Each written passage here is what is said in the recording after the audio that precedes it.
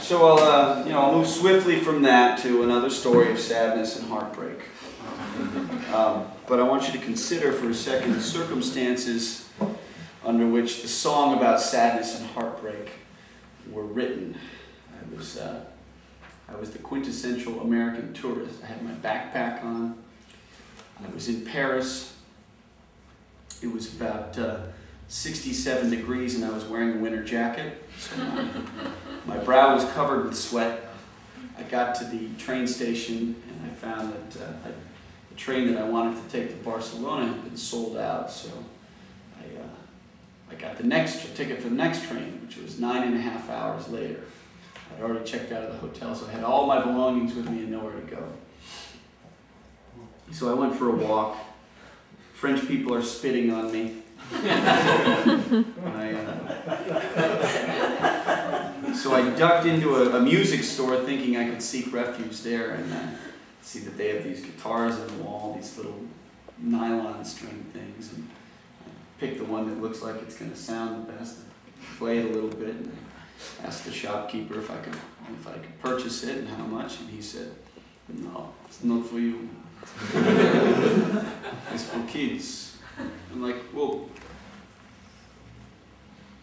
I know that, and I'm trying not to be disrespectful, but I want to buy it. Not for you, it's for kids. So, it took about an hour and a half, but I was able to negotiate the purchase of the guitar. No discount whatsoever. That was just to buy it for the price that was on the sticker. So now, not only do I have all of my belongings that I had brought with me to the continent of Europe, I also have a newly purchased guitar, so I look like even more of the quintessential American tourist. I'm gonna go to Europe and write some songs, man.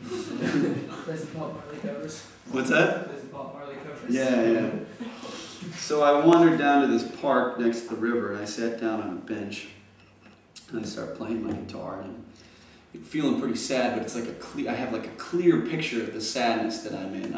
It's overcast, I'm slightly hungover, I've missed my train, I'm alone, I have terrible girl trouble, and I'm alone, and then suddenly I'm not alone. I have company. I have on my right a broad-shouldered woman with a shaved head, no more than 3 teeth in her mouth.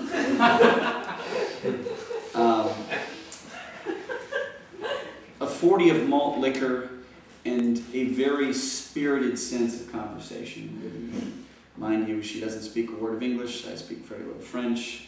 I tried to say "Je ne parle français" or something like that, but she was undeterred. And then, so we had a conversation about nothing, me just going, and she's blah, going on. And then a man who I believe to be her ex-husband sits down on the other side of me. And he was a kind of a slim-built man with a big mustache, and when he sat down, she yelled something at him angrily, but he also had a 40 of malt liquor, so they were not going anywhere. So I offered to move, so they could have a conversation, but they insisted, no. And so I stayed there, and I wrote this song. If you feel yourself getting sad, remember that life is funny.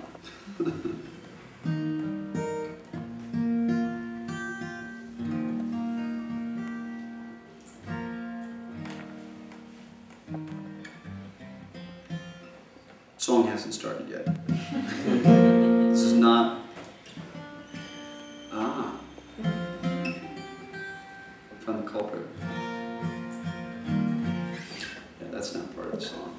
This is it. It's called "Over You."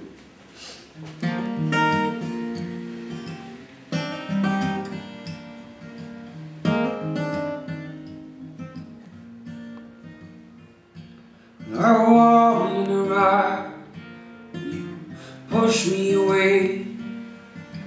You knew damn well that I'd run back someday. Over you.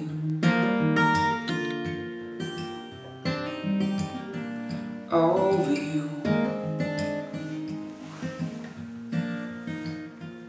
And I I'm waiting alone, Paris hotel, look pretty good, feeling just like hell over you, over you, over you,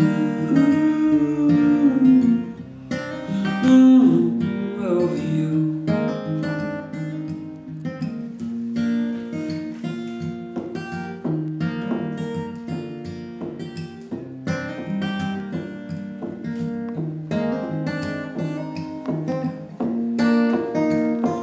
Now I'm wasting my time, losing my mind. I'm not sleeping enough, drinking too much French wine.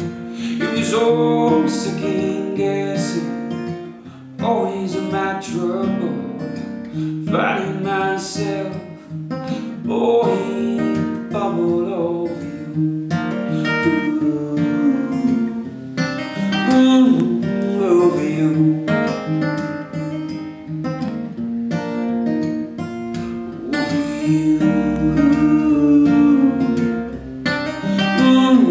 over you.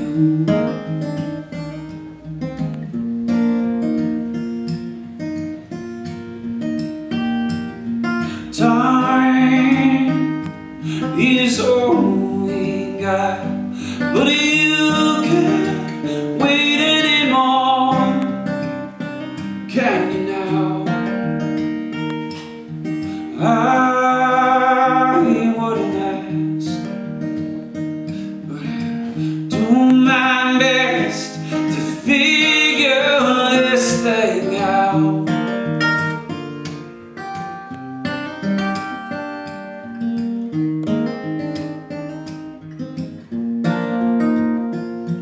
This hotel's got flowers, it's got heroin, just like we wait for the good to begin.